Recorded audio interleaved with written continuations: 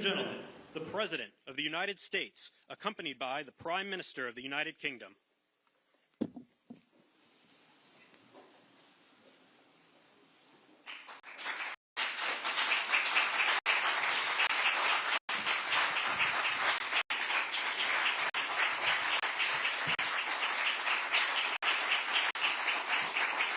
Thank you very much.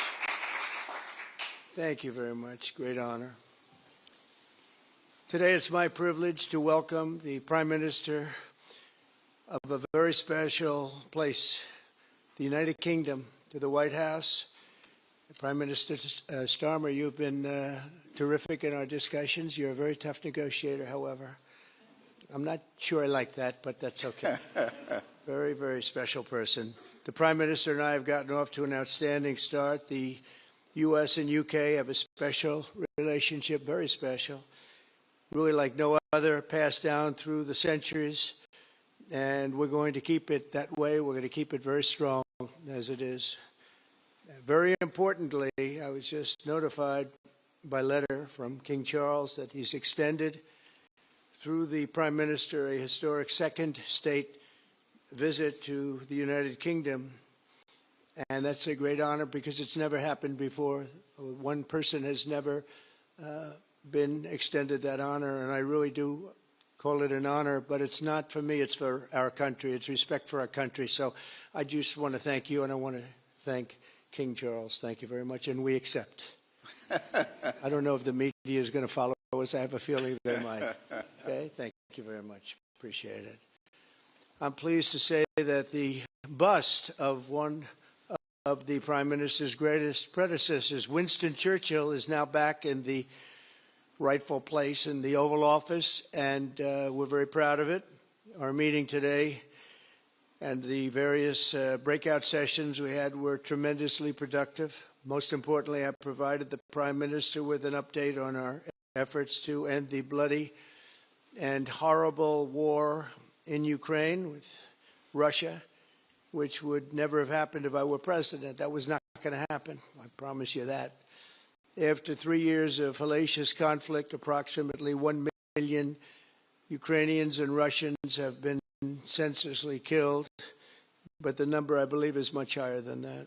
Countless schools, hospitals, towns, and beautiful ancient churches have been absolutely obliterated. To begin the process of ending this spiral of death, I had historic back-to-back calls with President Putin, very successful calls, I might add, and President Zelensky, and my team also spoke with the Secretary General of NATO on numerous occasions, and we're working very hard to get that war brought to an end. I think we've made a lot of progress, and I think it's moving along pretty rapidly.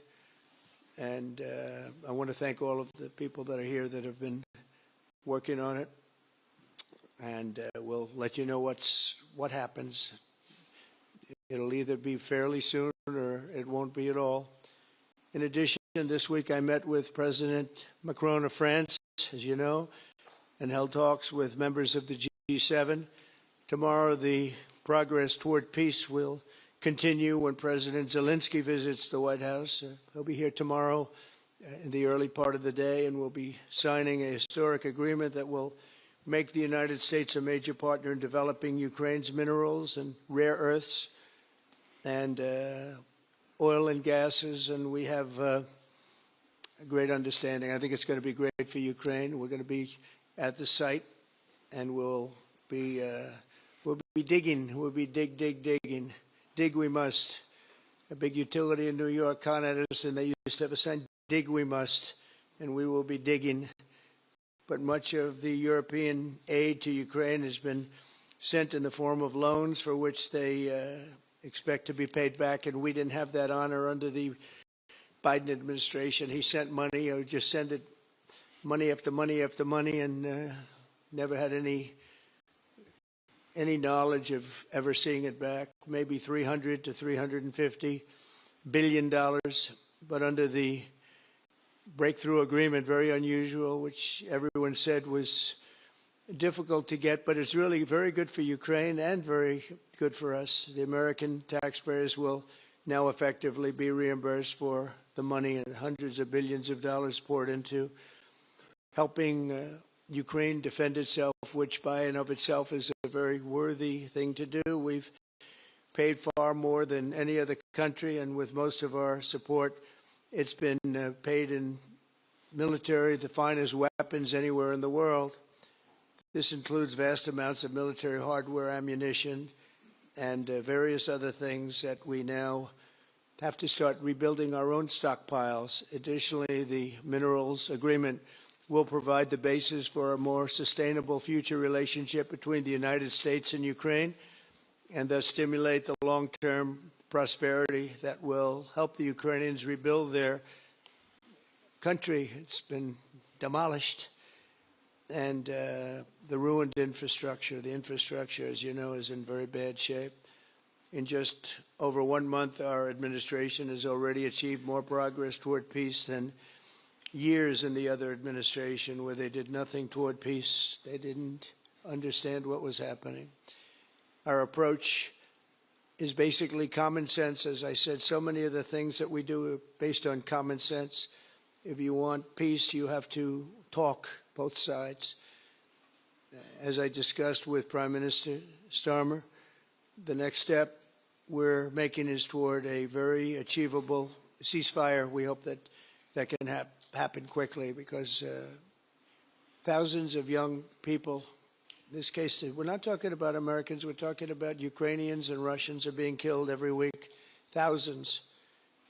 And it's a rough battlefield. It's a flat piece of land, and the bullet only stops when it hits somebody.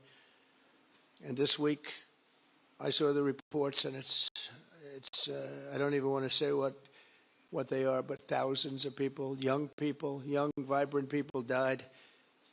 And we want to stop that. Senseless. Should have never happened. This will lay the groundwork for a long-term peace agreement that will return stability to Eastern Europe and hopefully ensure that such a terrible war will never happen on European soil, or for that matter, anywhere again. It's a horrible thing that's going on.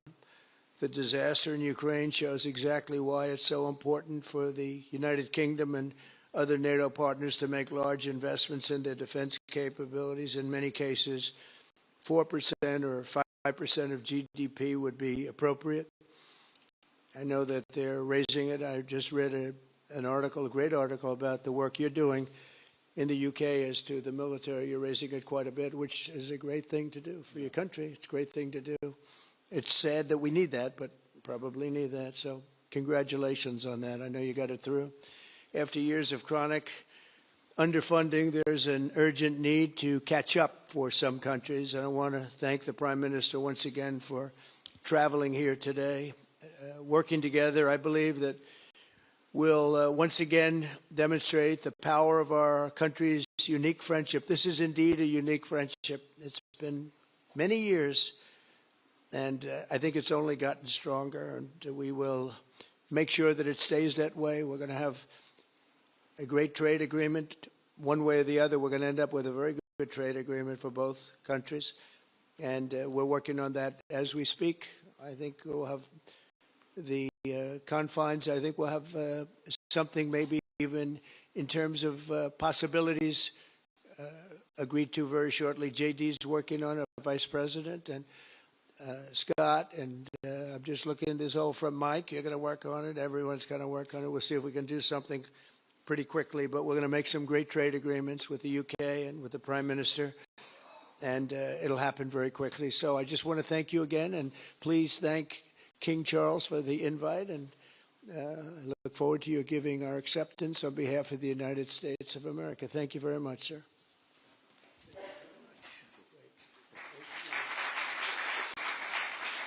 Thank you.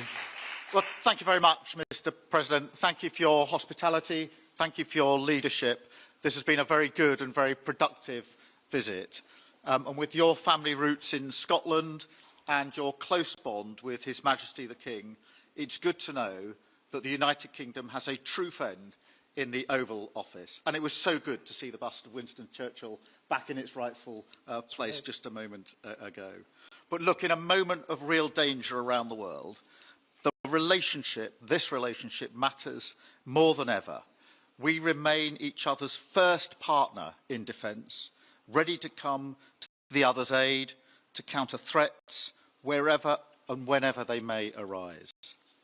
No two militaries are more intertwined than ours.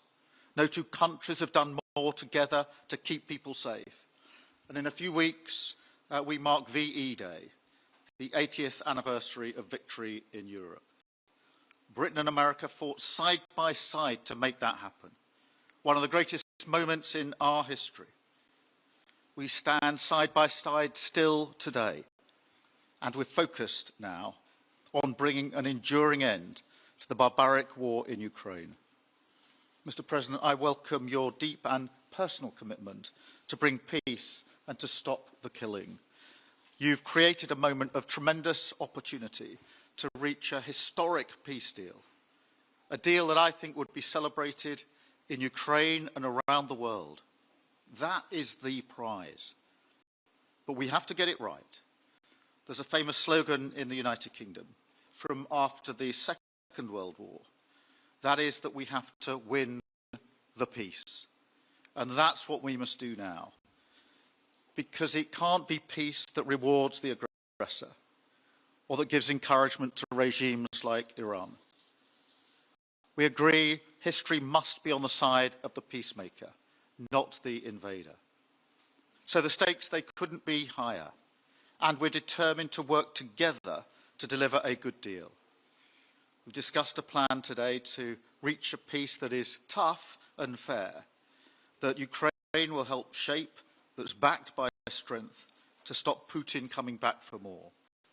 I'm working closely with other European leaders on this, and I'm clear that the UK is ready to put boots on the ground and planes in the air to support a deal, working together with our allies, because that is the only way that peace will last. Mr. President, in this new era, you're also right that Europe must step up.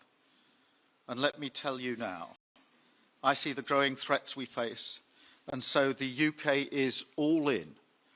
This year we'll be giving more military aid to Ukraine than ever, and just this week I've set out how we're shouldering more of the security burden. We're already one of the biggest spenders in NATO, and now we're going much further, delivering Britain's biggest sustained increase in defence spending since the Cold War. This isn't just talk, it's action, rebalancing the transatlantic alliance, making us all stronger, and standing up for our shared values and shared security, as Britain always has. And Mr. President, it's no secret we're from different political traditions, but there's a lot that we have in common. We believe it's not taking part that counts. What counts is winning. If you don't win, you don't deliver. And we're determined to deliver for the working people of Britain and America, who want and deserve to see their lives improve.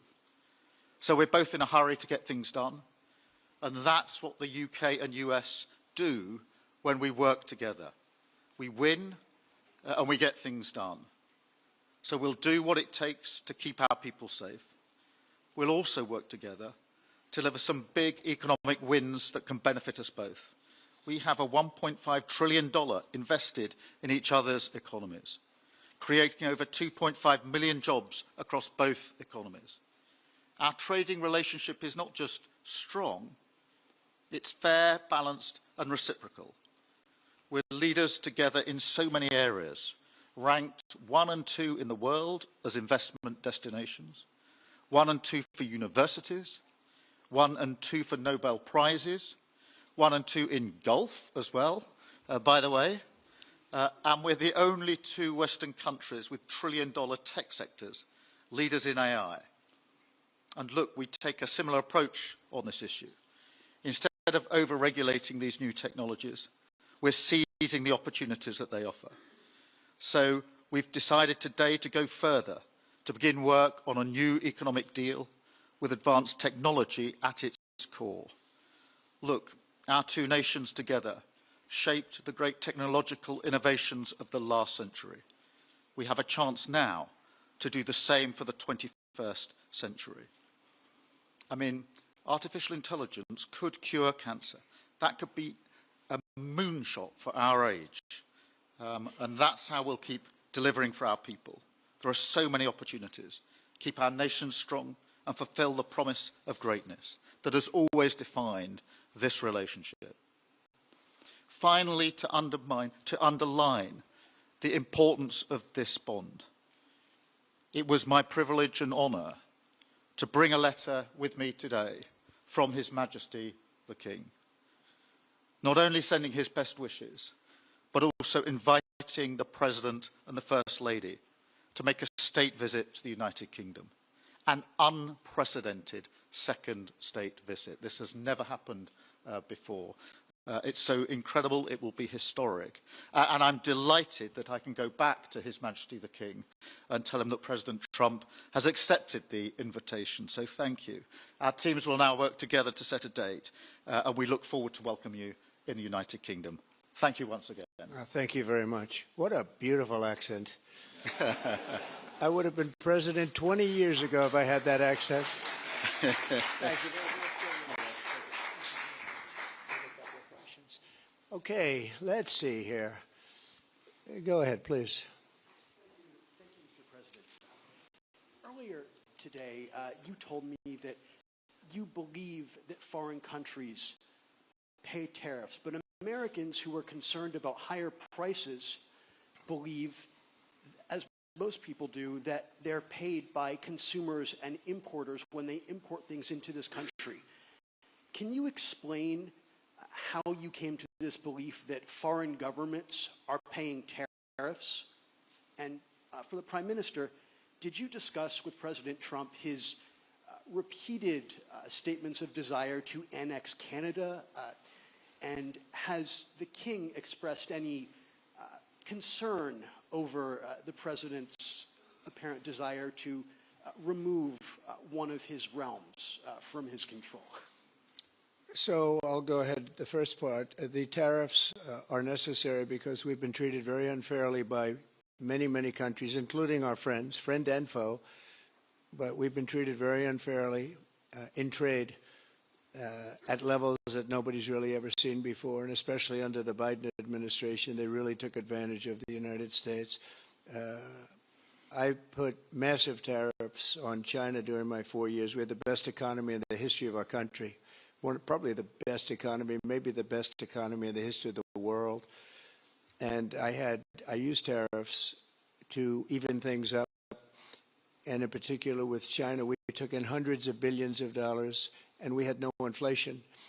And it's a myth. It's a myth that's put out there by foreign countries that really don't like paying tariffs, and especially to even up. So we've been treated badly by a lot. We're using tariffs. And I find, and you just have to look at the numbers, but I find that it's not about inflation. It's about fairness, and the inflation for us has not existed, and I don't think it's going to exist. We're going to bring our car industry back. We're going to bring our chips back. We're going to bring so many things back to our country, including pharmaceuticals and drugs. And the thing that's going to get us there is tariffs. And I say often, it's my favorite word in the dictionary, but I always preface that by saying now, because I got into a lot of trouble with the fake news where they say that's not good. So I say God, love, family, wife, they're all my favorite words, but tariff is about number 4 or 5 on the list. But I will tell you, it's going to make our country rich, and it's going to stop us from being a laughing stock all over the world, because we have been taken advantage of like no country has ever been taken advantage of. Thank you very much. And look, we had a really good discussion, a productive discussion, a good discussion, as a result of which our teams are now going to be working together on an economic deal. Our teams are going to be working together on security in Ukraine. You mentioned Canada. I think you're trying to find a divide between us that doesn't exist. We're the closest of nations, and we had very good discussions today, but we didn't discuss enough. Canada. Thank you. Please. Go ahead. Go ahead. Yes. Thank you. Hi, Natasha Clark from RBC. Mr. President, you've said you're working on a new trade deal with Britain, which we of course welcome. President Obama once said Britain was at the back of the queue for that that trade deal. Where are we now? When do you think we're going to see that? And Prime Minister, the BBC has today admitted serious flaws over the recent Gaza coverage, suggestions of payments made to people linked to Hamas. Does the BBC still have your trust? Thank you. Well, they didn't do well with President Obama. He'd never got a lot of things done, and he didn't get a trade deal done that was of any importance or magnitude. We've had great discussions on trade, and I think we're going to have a deal done rather quickly as it can be done. We're going to have something, I think, rather quickly. We expect to do that. Okay? Please. On the BBC, look, I've been concerned about the programme in question. The Secretary of State had a meeting with the BBC. I think it was yesterday, it could have been the day before. Thank you. Jeff, go ahead. Thank you, sir. Pardon me. Mr. President, do you support Article 5 of the NATO treaty? And are you concerned that it might be triggered if European peacekeeping forces end up in Ukraine? I support it. I don't think we're going to have any reason for it. I think we're going to have a very successful peace, and I think it's going to be a long-lasting peace. And I think it's going to happen hopefully quickly. If it doesn't happen quickly, it may not happen at all.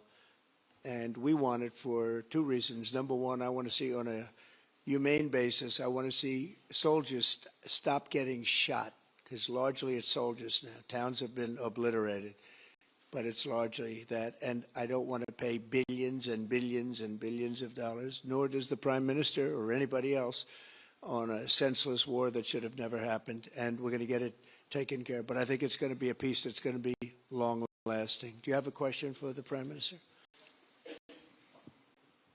Thank you. Mr. Prime Minister, you were asking the President today about a backstop for Europe if the peacekeeping force ends up in Ukraine. Did you feel like you got a satisfying answer for yourself and for Europe? And Mr. President, if you want to comment on that as well, please do. I felt we had a very productive discussion. Obviously, as the President says, the deal has to come first. But yes, our teams are going to be talking about how we make sure that deal sticks, is lasting and enforced. So our teams will be talking about that. Okay. Please, Blue. Mr. President, some experts think it could take more than a decade to mine the precious minerals from Ukraine. How much should the U.S. expect to receive, and when do you expect to see that come to fruition? Well, we're never going to know that answer, but by our being in Ukraine and doing the exploration and also the digging and taking the rare earth, which we need in our country very badly, we'll be doing a substantial amount of work, probably about at least what we have in there, and we hope to be able to do that. You never know when it comes to that. You know, you dig and maybe things aren't there like you think they're there, but we'll be spending a lot of time there. It'll be great for Ukraine. It's like a huge economic development project, so it'll be good for both countries. Okay? Please. Prime Minister, excuse me, Prime Minister, you've talked about putting British soldiers' boots on the ground in Ukraine in the event that President Trump succeeds with his peace deal. But can you do that without a firm assurance that America will have our back in the form of some kind of security guarantee were Putin to breach that agreement? And Mr. President, tomorrow you're seeing President Zelensky to sign this deal on minerals and energy that could be hugely important to the United States. Will you take the opportunity to apologize to him for calling him a dictator while praising Vladimir Putin, who is a dictator? Well, Robert, let me start by saying I've been really clear today and previously that I think that European countries, including the United Kingdom, need to step up in our own defence and security. We've been doing that in recent days. You saw the announcement we made on spending just the other day. In addition to that, I've made it clear that the United Kingdom will play its full part in ensuring that if there's a deal, and we hope there is a deal in Ukraine, that is a lasting deal that sticks, and we're obviously working with other European countries on that, France and NATO in particular, but I think I'm hosting 18 countries on Sunday to further our discussions. You heard from the President this morning that, as historically has always been the case, we have each other's backs. And today we've been talking about the deal, how that will be a lasting deal. And coming out of this, our teams will now be talking in detail about that. And I think we're going to have a very good meeting tomorrow, 11 o'clock. And I think we're going to have a very good meeting tomorrow morning. We're going to get along really well. Okay? We have a lot of respect. I have a lot of respect for them. We've given them a lot of equipment and a lot of money, but they have fought very bravely, no matter how you figure it. They have really fought. Somebody has to use that equipment, and they have been very brave in that sense. Yeah, please, go ahead. Ceasefire deal is nearing an end this Saturday, and there's been some worry that phase 2 might never get there. Do you believe that phase 2 of the ceasefire in Gaza will come to fruition? And have you spoken to Netanyahu about it? And for the Prime Minister, this peacekeeping deal has been pushed forward by the UK and France as well. Have you been in discussions with any other European countries to join this initiative? And are you expecting Commonwealth countries to also join the effort? Thank you. So we're working very hard in the Middle East and Gaza and all of the problems, and it's been going on for years and years and centuries and centuries. It's a tough neighborhood, but it could be a very beautiful neighborhood, and I think we're going to come up with some pretty good solutions. But phase 1 is almost complete. We've had some people that have been very seriously injured, very seriously hurt, both physically and mentally. They've come out of there very, and some of them in very, very bad shape. It's shocking. Many young people aren't in bad shape. Young people are strong, healthy. They don't die. People have come out dead, young people and old people. It's a rough situation, but I think we're going to make it much better, and I think that we've had a huge impact on that since we've been in just the 4 weeks. I think we've had a huge impact on Gaza, the Middle East, and we have some pretty good talks going on concerning lots of other people that are going to make it better. So we'll see what happens. Nobody really knows, but we'll see what happens. But I think we've had a very positive impact. Prime Minister? Yeah, on the question of the European countries, yes, I've spoken to a number of countries, particularly in the last few weeks. We had a meeting in Paris last week. I've got a meeting on Sunday with 18 countries to further our discussions.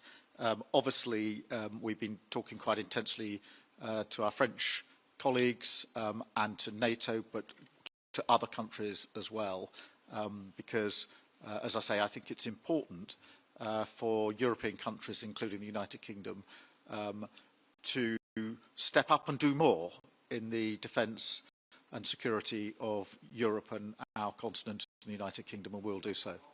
Well, we're talking to a number of other countries. Thank you. Yes, in the red, please. Pink red, flaming red. Is it me or her? Go ahead. Okay, thank you, Mr. President. A question on Ukraine. Number one is, if you're not considering the security guarantees, are you open to other forms of, for example, intelligence cooperation with Ukraine? And Mr. Prime Minister, President Trump has proposed a plan for Gaza. Does this fit into the two-state solution that the UK held for a long time? Do you see it fit into your general Middle Eastern strategy? Thank you so much. Yeah, thank you very much. We're open to many things, but before I even think about that, that's almost pleasant to think about, because that would mean that peace has been arrived at. We have to arrive at that peace. And, you know, you went 3.5 years with an administration that never even really had a meeting. They didn't have a meeting on peace. And there was no prospect of peace. I think, frankly, Russia wanted to go through the whole long deal. I don't think they do anymore. I don't think they do. We had a very big impact on that whole situation. But I don't like talking about phase 2 until I get phase 1. Phase 1 is I have to make peace. And we have to get Russia to agree. We have to get Ukraine to agree, and I think we will. I think we've come a long way. I believe we're going to get it done. I wouldn't say that if I didn't think so. And I think it will be very important, very historic, and we're going to save a lot of lives. On the question of Gaza, the last few weeks of the ceasefire have been very impactful, and for me there are two images that I remember more than any other. The first is Emily Damari, who is British, being reunited with her mother. You may remember she had her fingers missing after what she endured. That was an incredible moment. I'd spent a lot of time with her mother whilst she was held captive, and her mother went through absolute torture. The other image was thousands of Palestinians marching through rubble, trying to return to their communities and their homes. So we have to do everything we can to ensure that the ceasefire continues, so that more hostages can be returned, so that aid can be brought in that's desperately needed. We need to allow Palestinians to return and to rebuild their lives, and we must all support them in doing that. And yes, I believe that the two-state solution is ultimately the only way for a lasting peace in the region. And think of that, she came home with her fingers and part of her hand blown off. That's terrible. How bad does it get? And we had others that came home in much worse shape than that. Yeah. It's a terrible situation. Please, yes. Thank you. Mr. President, did our Prime Minister persuade you not to put tariffs on the UK? And if I may, Prime Minister, do you think that Vladimir Putin is a man who will keep his word? Thanks. He tried.